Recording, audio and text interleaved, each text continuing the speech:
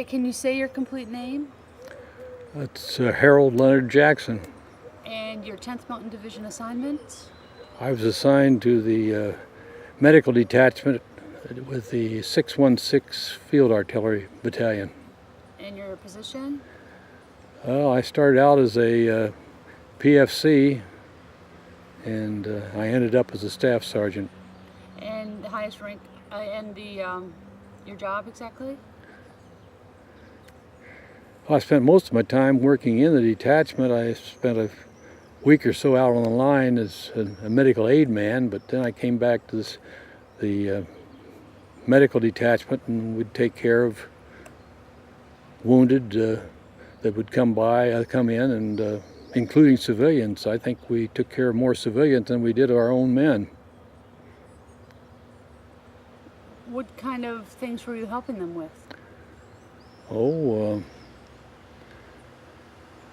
We had some that had walked into shoe mine areas. I remember one came in with the foot just hanging with the skin, and we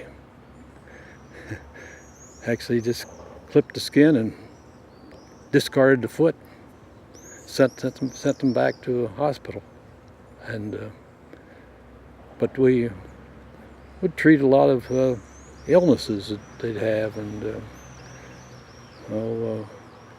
children. A number of those came in had been wounded, and we'd take care of their wounds if they weren't too serious, and otherwise we'd send them on back.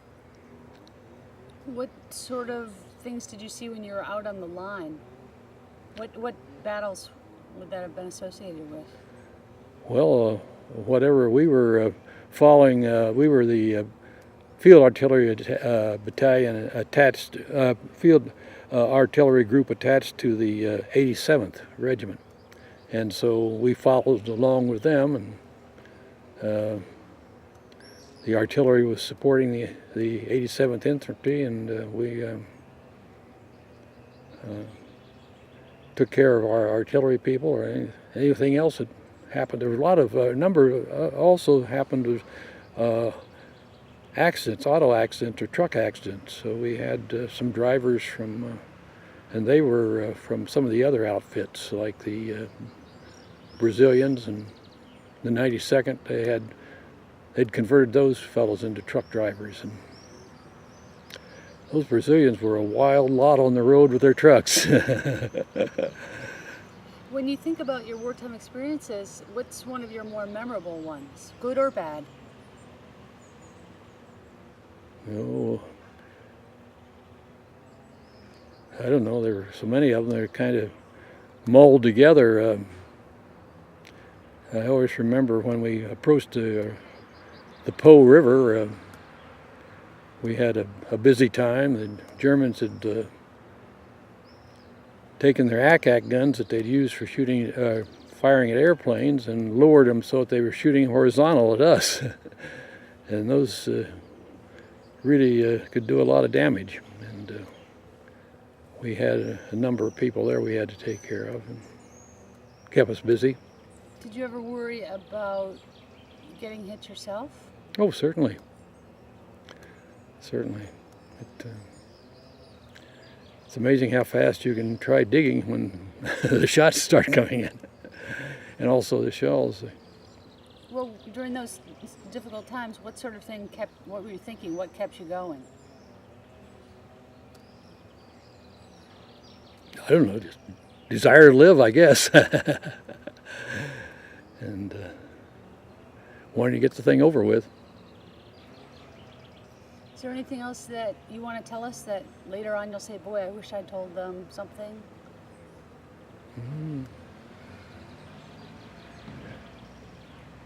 I don't know, other than what I mentioned on the bus yesterday, that one of the things that people often overlook is that we were not only fighting the enemy, but we were fighting disease, with particularly the hepatitis.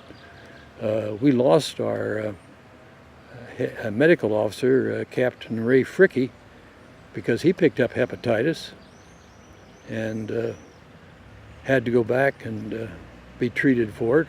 And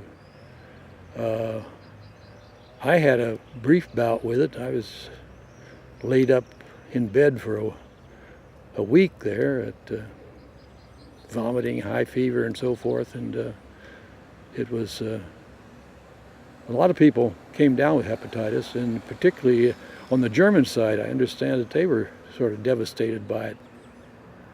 Of course, it's spread by the human waste and used for fertilization here. At least that's where we think it goes. Food would get contaminated, water would get contaminated. So. What happened? And talk to Abbie if you would. Can you hold up? Yeah. I think we'll We're be not happier. going to lose this much, honey. This is our... We'd usually little detailed bandaging, something, a scratch or something like that, or if it was a serious thing, we'd give first aid and then send them back to the evacuation hospital behind us. And we'd either use one of the jeeps in the outfit, or we had a ton and a half truck that we used for taking them back, or also carrying our supplies and everything. Well, it was I don't know. That's about it.